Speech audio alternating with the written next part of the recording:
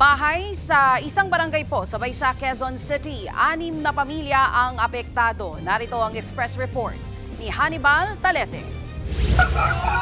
Ginising ng nagngangalit na apoy na ito ang mga residente ng Sitio Mendez sa barangay Baysa, Quezon City pasado alas 12 ng hating gabi.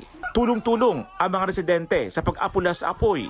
Ang iba, ipinapasa ang mga timba paakyat ng bubong. Ang residenteng si Myla, halos naiyak na lamang nang walang maisalbang gamit. Nakita na lang namin po yung mga baga, nagbabagsakan na. Tapos dito po sa labas kitang-kita na yung yung apoy. Bigla na lang pong malaki yung apoy. Mga kasama namin naglabasan na po. May mga mabuting puso po. Natulong na lang po para makapag-umpisa po ulit. Ang 2 kwarto sa ikalawang palapag na katabi nitong bahay, damay rin sa sunog.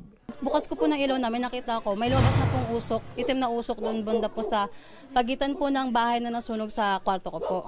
Then yun, pagkita ko po, nagsisigaw-sigaw na po ako na may sunog kasi ang lakas na po ng usok na pumupunta po sa kwarto ko. Inakyat sa unang alarma ang sunog. Naapula ang apoy matapos ang halos 1 oras. 6 na pamilya ang apektado at 2 bahay ang natupok.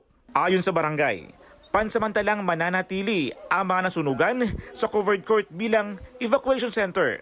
Iniimbestigahan pa ng Bureau of Fire Protection ang sanhi ng sunog. Inaalam pa ang kabuuang halaga ng pinsala. Nagbabalita mula sa frontline. Hannibal Talete, News 5. Mga kapatid, Nikki de Guzman po. Para sa pasada ng mga rumaratsyadang balita, mag-follow at mag-subscribe na sa social media pages ng News 5.